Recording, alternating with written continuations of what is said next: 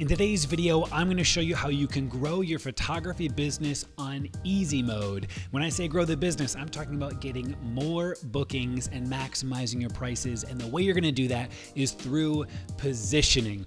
My name is Ben Hartley. Thank you for joining me today. I help photographers break through their limiting beliefs, maximize their profits, and win more inquiries. If you like this content, go ahead and join my free community of photographers. There's over 16,000 of them on Facebook. The link is right there below. Please like and subscribe and enjoy today's video on brand positioning. I see so many photographers and really creatives in general really wrestling with positioning themselves, actually creating a position in the market to define who it is specifically that you serve. There's a lot of levels that you can position yourself. When I say positioning, you know, I could be a portrait photographer. I could be a portrait photographer who photographs boudoir. I could be a portrait photographer. I could be a boudoir photographer that only photographs dark images, a little darker and moody. I could be a boudoir photographer that's dark and moody that only works with a particular, I don't know, I'm trying to just riff with this, a particular maybe profession of women, you know, or even like I could be a portrait photographer, or I could be a pet photographer, or maybe I could be a pet photographer only for dogs, or maybe I could be a pet photographer only for dogs who are in competition, like, I don't know, like who actually compete, you know, like the dog shows. I'm just kind of making up ideas here for genres that I'm not in. Same thing with wedding photography. I could be a wedding photographer, or I could be a wedding photographer who specializes in multicultural weddings, or I could be a wedding photographer who specializes in multicultural weddings like Indian weddings, or I could be a wedding photographer who specializes in multicultural weddings like Indian weddings, but not just any Indian wedding, but North Indian weddings. Like the more positioned you become, the more niche, the more focused you become. That's what I mean when I say positioning statement. And we wrestle with this. We're afraid to shut doors. It's like we are standing in a room and there's doors all in front of us. Shout out to Blair Enns, who painted this beautiful analogy for me. We're in our room and there's all these doors before us and we just want to keep them all open. It's like, what if? But what if I liked what was behind that other door? What if I want to go and I want to mix it up and I want to go down this door or this door or this door?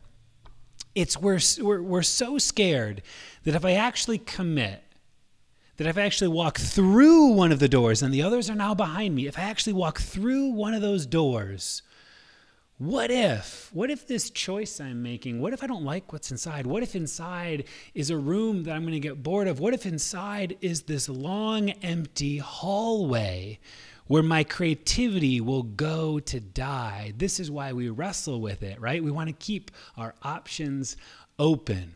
But what if something else was true?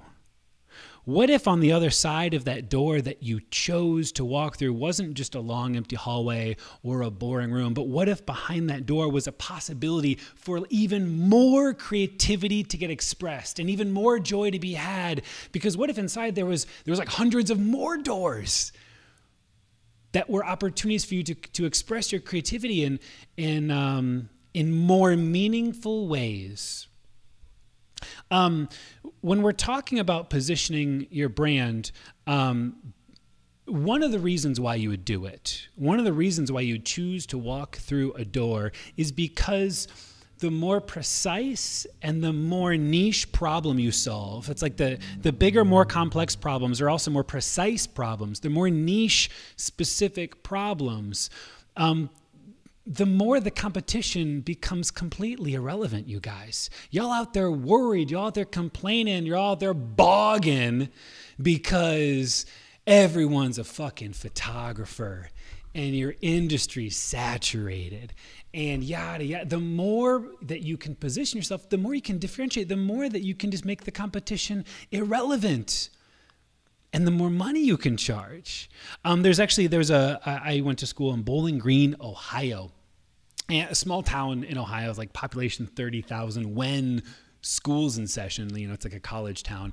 And there's a gentleman who went to my church, crazy wealthy, multi-millionaire. And I was just catching up with my friend Chris, about him. I was just say, hey, how's he doing? He had a son who's my age. I'm curious if he stepped into the business.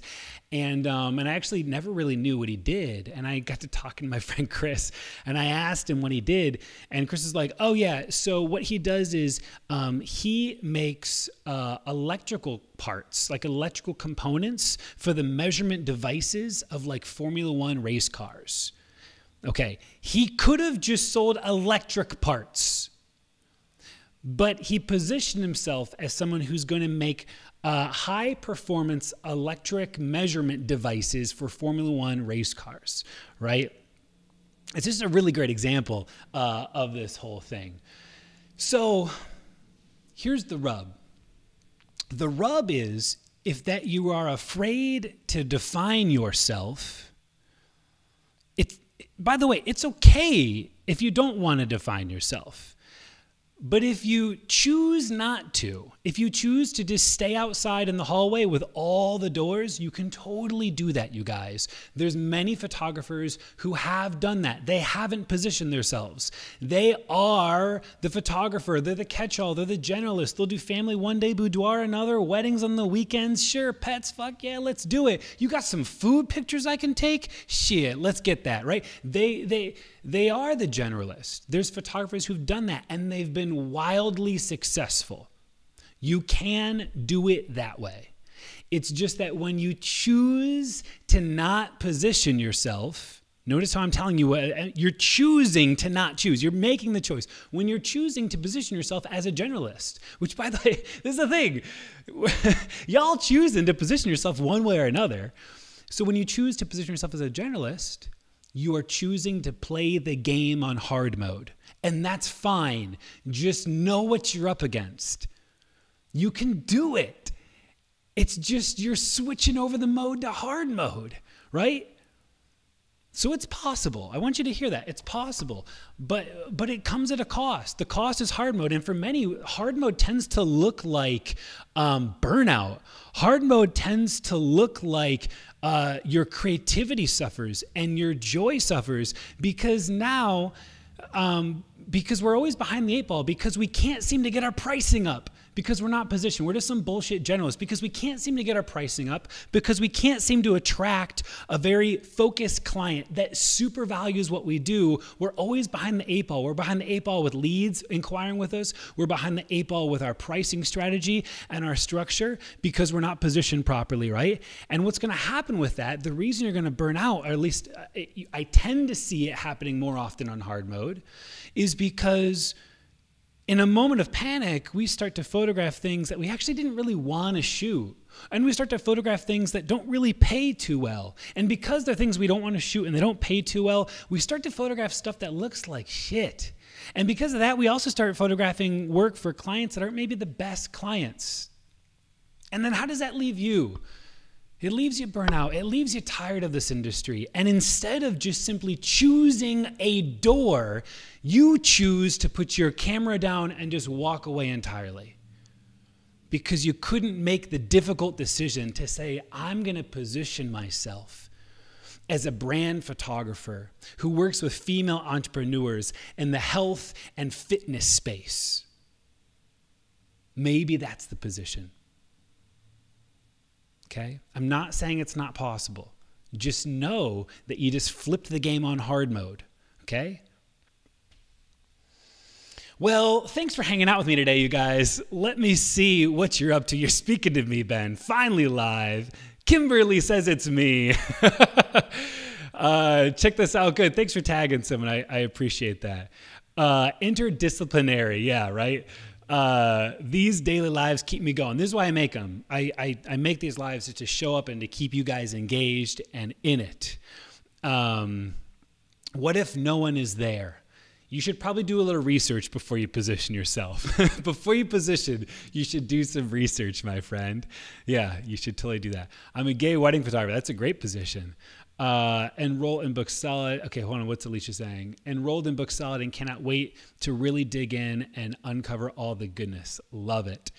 Okay, you guys, thanks for hanging out with me today. I'll be live for another coaching video tomorrow at 3 p.m. EST. If you haven't already, do me a favor and hop on over to Instagram. I'm crazy on Instagram, you guys. At least I think I am. I post just a lot of dumb reels. I try to be funny. So if you find photography humor and you want to see some interesting reels, go ahead and give me a follow over on Instagram. There's more great content there. I try to mix it up from what I normally post in the mastermind group, Jabin Hartley on Instagram. I'll see you guys tomorrow. Otherwise.